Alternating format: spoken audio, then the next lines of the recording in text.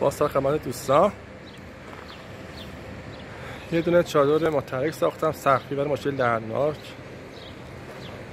مدل جمع شدهشه، 2 متر تا 107 سانت. ارتفاع از روی سقف تا بالا 32 سانت. مدل باز شده تقریبا 2 متر در 2 متر و 15.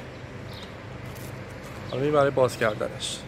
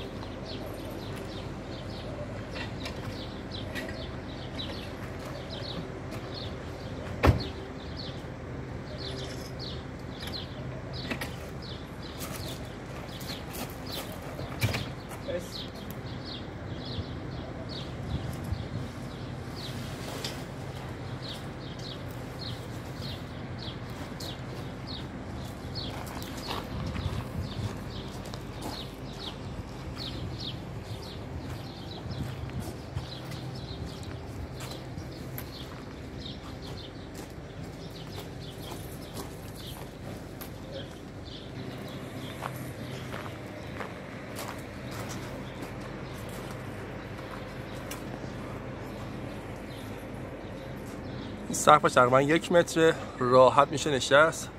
واسه 1.10 راحت 4-5 نفر برای خوابیدن مشکلی نداره. 2 تا پنجره هاشه.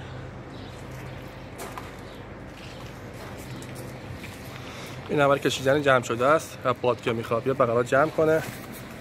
اینا هم کمکی ها ما گرفتیم ولی کشیدن چادر.